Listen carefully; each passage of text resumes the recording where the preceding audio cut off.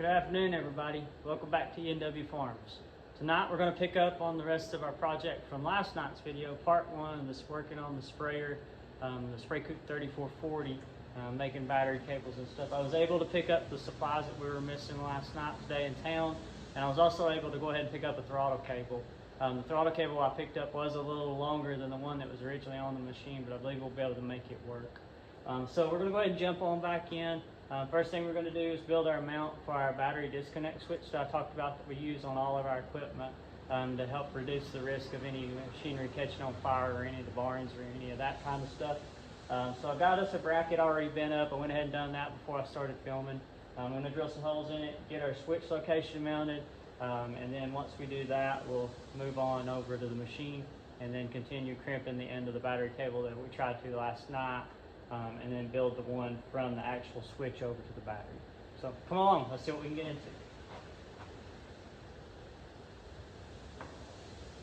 I've already got our bracket centered up on my mount that I'm going to build, so I'm going to go ahead and put us a couple dots on it so it'll be easier to keep the drill bit centered up where I need it to be at.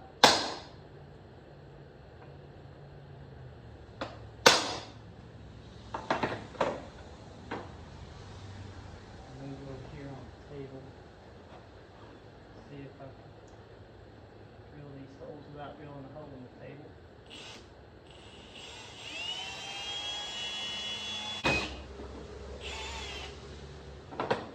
Alright, we're going to step up the size of bolt that we're going to use. We're going to use some 1/4-inch fasteners to hold this plate onto the mounting bracket for the machine.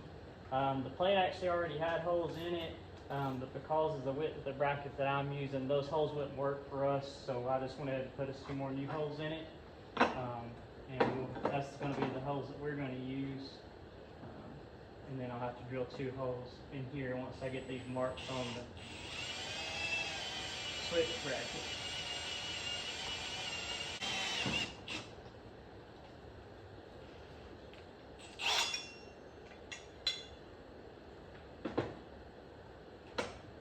Usually I would have mounted this up in the vise on the service truck, but it's been raining here for the last couple of days, and service truck's in one barn and sprayer's in another, and it's raining right now, trying to, so I don't want my service truck with all my tools getting wet, so I grabbed what I needed and had to hold it by hand tonight.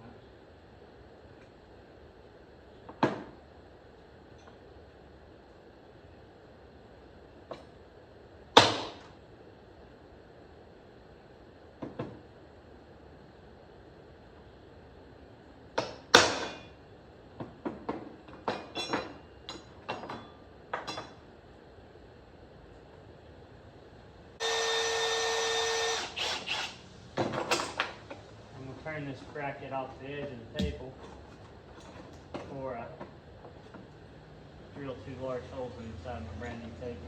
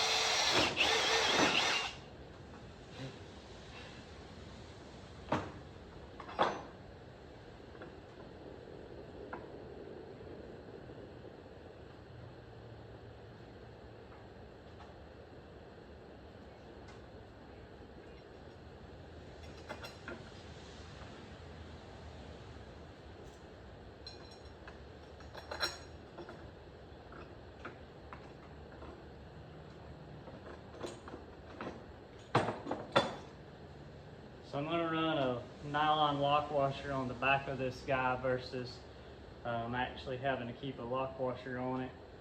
That way I don't have such a long fastener stuck out the back. We use grade 8 fasteners and everything. This makes it easier having to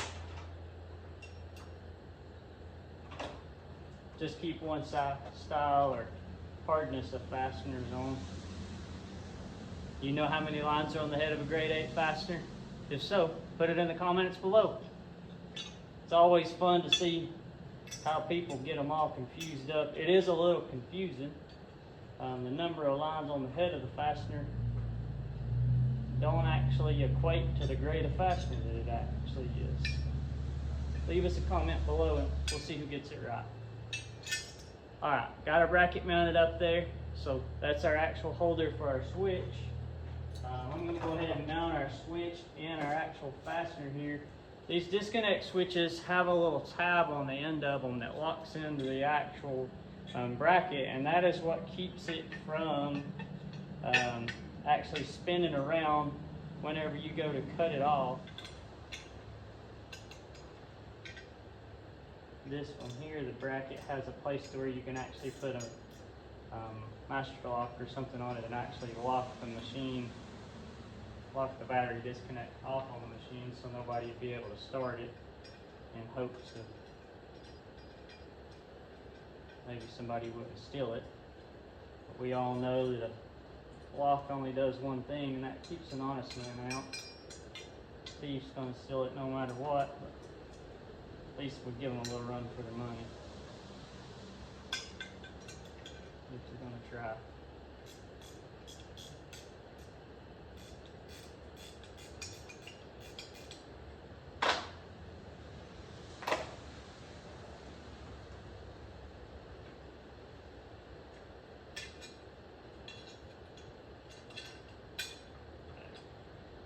That looks better.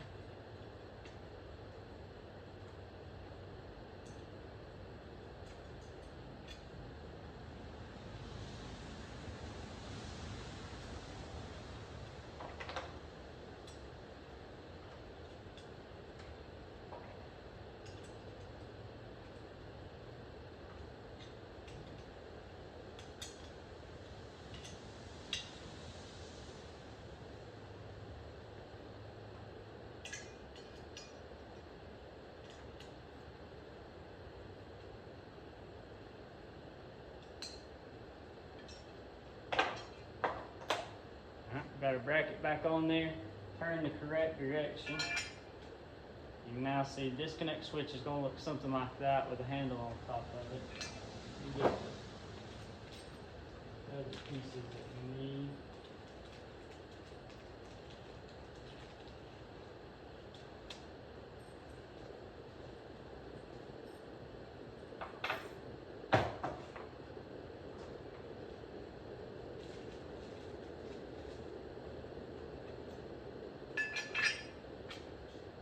Has a little cover that goes on it there to tell you what on and off is.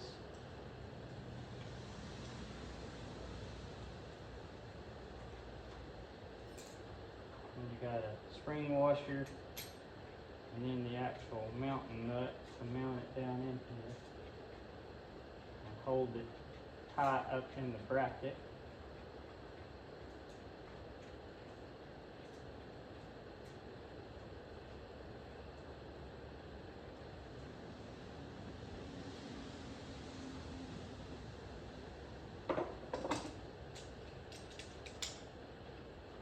I don't have a wrench in here to fit this, guys.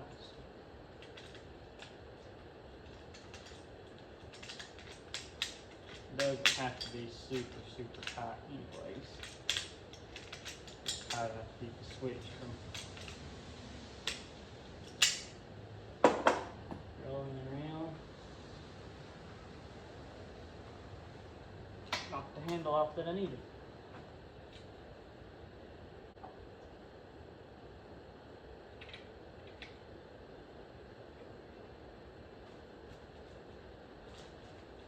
Has a roll pin here that goes in, and that is actually what holds the handle to the actual switch. It's in a separate package. You can see right here where it goes in there. Sometimes it can be a little aggravating. They actually sent me 2 roll pins.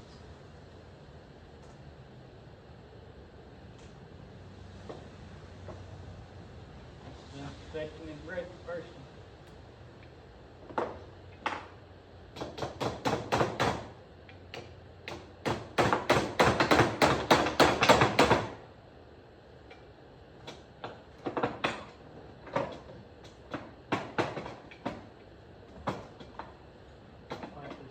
down to our $5 workbench here.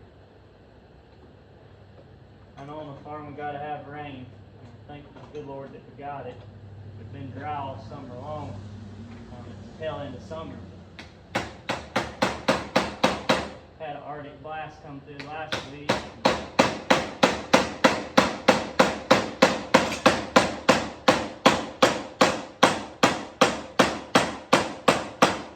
If you're farming and raising cattle, you know what all kind of fun that entails. I'm ready for more warm and dry weather.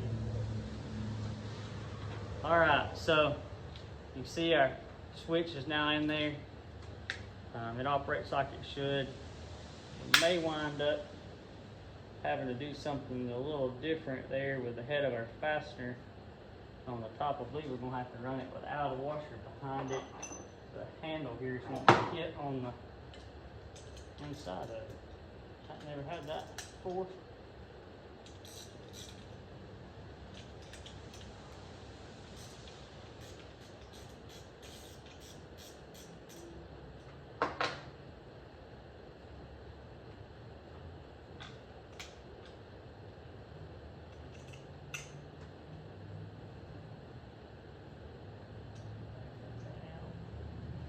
Well, warm enough the mosquitoes out in the middle of January.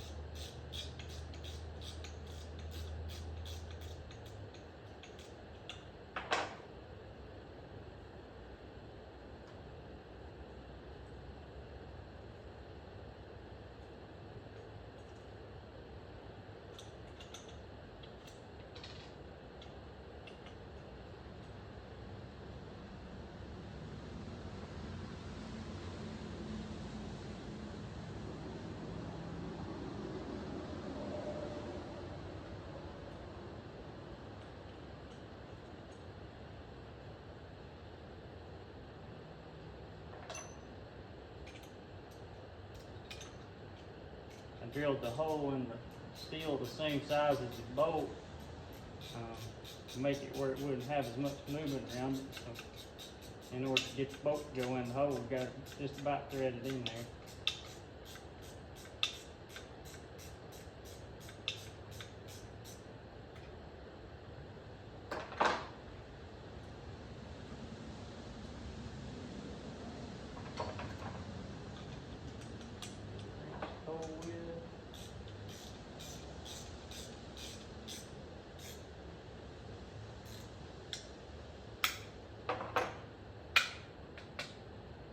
Still hits it, but we'll take a ziz wheel on the grinder and cut the leading edge of that guy off there. That'll take care of that issue. May even be able to just hit it with a grinder and a regular disc, and feels like it's got a little bit of a lip on it. So, all right, while we're here, I'm gonna go ahead and drill a hole through the bottom of this guy so that I'll be able to mount to the catwalk on the side of the machine. I'll show you where I'm going to mount it at here in just a split second. Let me go ahead and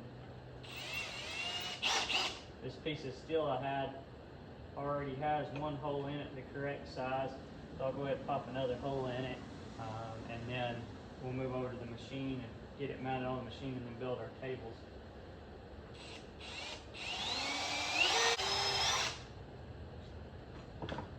Alright, got our holes there. We're ready to step over here and actually connect up our cables. So let me get y'all adjusted around here and we'll pick up right there. Okay, so we got everything moved back over here to the actual machine, and I'm trying to get everything situated here to where we'll be able to route our cables the way I want them routed. I think we're going to go something like this right here. I'm going to take this pick and try to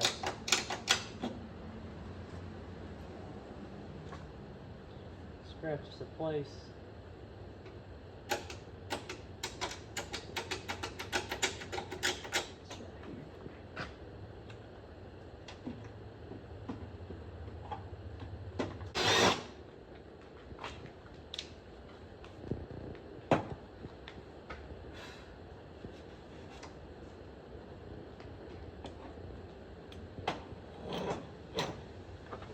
same thing here. I'm gonna run flat washers on both sides on this, just because of the thickness of this catwalk on this machine. It's not very thick. I probably should have even went as far as the plate underneath it.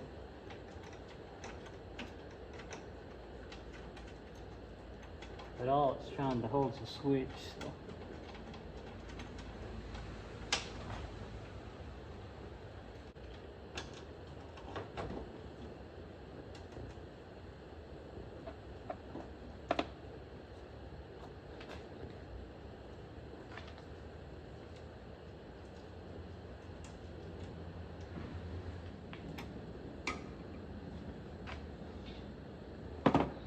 Okay, so finally got that mounted up.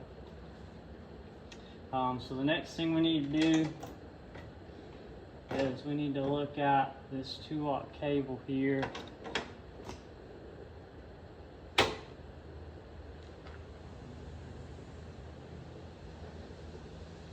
see if we can get it fed around the way we want it to.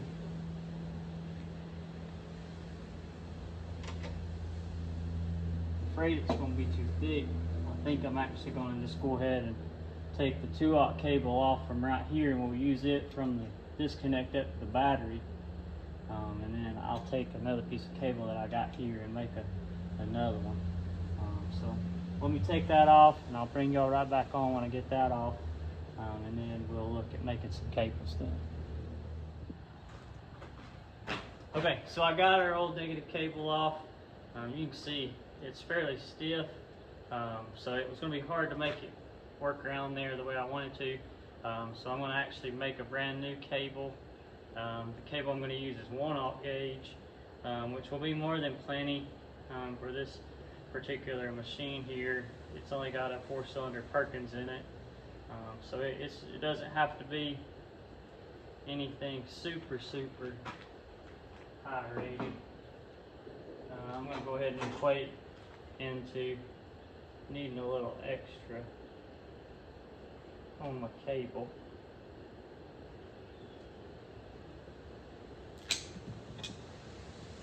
That'll leave us plenty to make the same size to jump from the battery.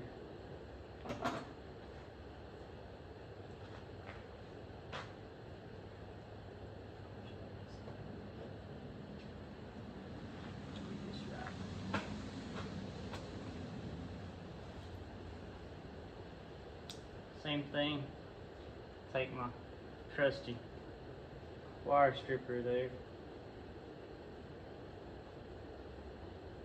Kind of amazes me how many people don't carry a pocket knife anymore. Growing up, it was kind of a rite of passage that an old man would give you a pocket knife to carry on, and one is a gift to you as a young man, and two as a way to remember them. That one there was a gift from an older gentleman at church. I don't even know which one of them it was. Walked in one Sunday morning and sat down in the pew that I typically sat in. There was a case pocket knife box, and that was the knife that was in it. It's kind of a tradition that I still try to carry on. Do it. A lot of people don't understand that when a man gives you a knife, that's a very high compliment and a very nice gesture to do. And so occasionally, sometimes with friends and stuff, that's what I'll do for a gift, is give them a nice pocket knife. But it's just kind of one of those things. It's a dying breed, dying art, old-timey way of doing things, the way people look at it. But some of that old school stuff those old guys did, still appreciated by some people. I'm going to go ahead and put both cable ends on this cable at the same time. This cable here is very flexible, so I'll be able to twist the cable once I get it on the machine if need be. I'm going to try to go ahead and orientate these guys the way I want them. Take my cable crimper here.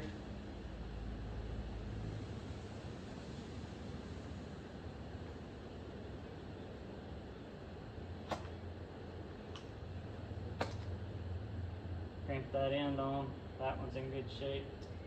Well, that one turned that way, being down like that. I'm going to turn this one up so that whenever I go to put it on the disconnect switch, maybe it'll already be the direction it needs to be.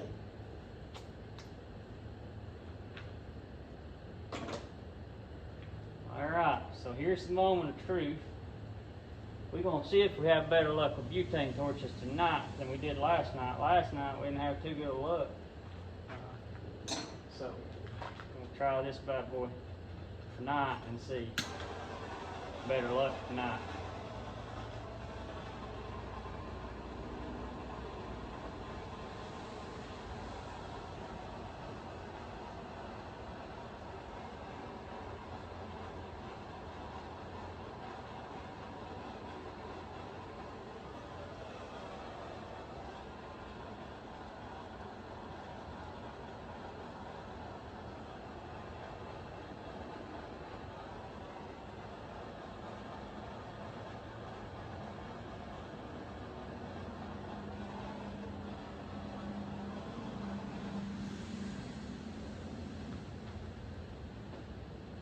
Alright, I'm going to go ahead and fit this cable on the way I need it to be ran, and then kind of do a dry fit on it, get everything situated the way I need it to be, and then when I get done with that, I'll turn the camera off and go ahead and wrap this cable in the same protective material that I used last night. I won't bore you with that again tonight.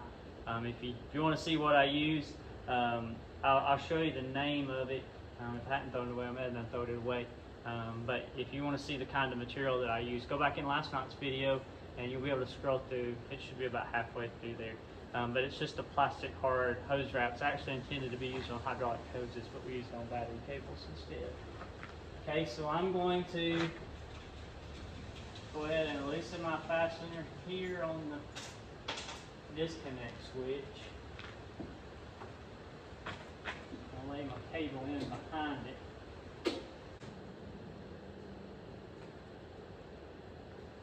Okay, just the right amount of cable. Good there. Next one we need to make. There again, I'm going to do it a little long, just to be sure to give us plenty of room to flex around. Sometimes when you flex these cables around, it takes up the length of the cable that sometimes you didn't equate into needing.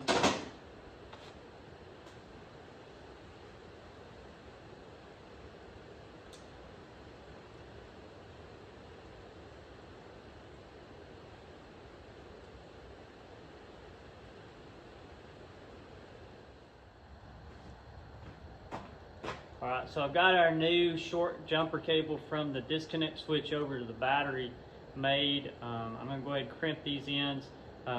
It's going to be convenient because one end's going to be turned one direction, the other's going to be turned the other. So if it's not right, or I need to bend it around, need to make something happen, I can flip the cable over without any issue.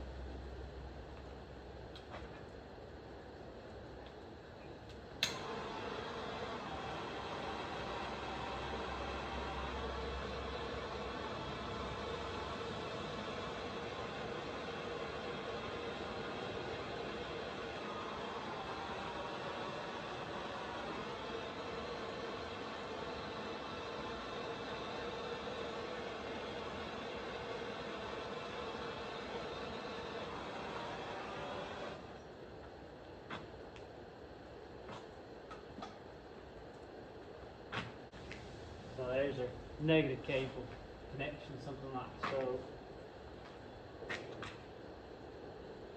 positive cable will come up. This battery's probably going to wind up sliding back a little ways. I'm going to go ahead and make this repair right here on the end of that hot wire that I talked about last night.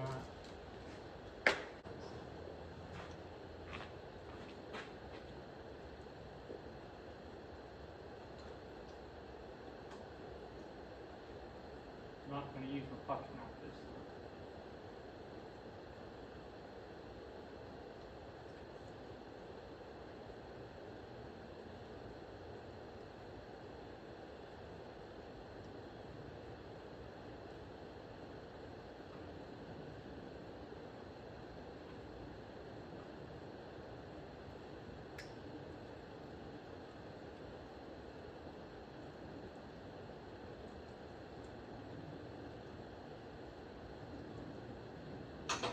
That is a heat shrinkable measure.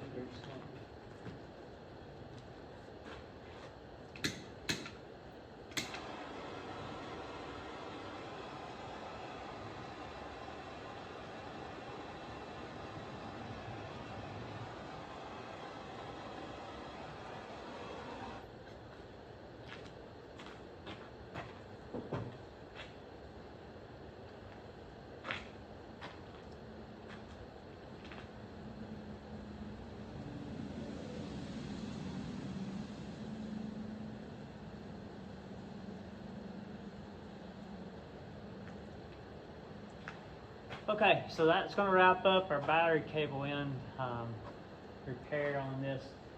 This is probably all I'm going to put in this video. Sorry it's not got a whole lot more in it but this is going to wind up being fairly lengthy by the time I get it edited down to where I like it. I'm trying not to make them too long. I know your attention span is probably about as long as mine is, and video gets too long, I get to where I don't really watch all of it. So we're going to go ahead and call it quits for tonight. Our next video is going to be dealing with the hydraulic cylinders for the boom swing in and out and the boom lift up and down.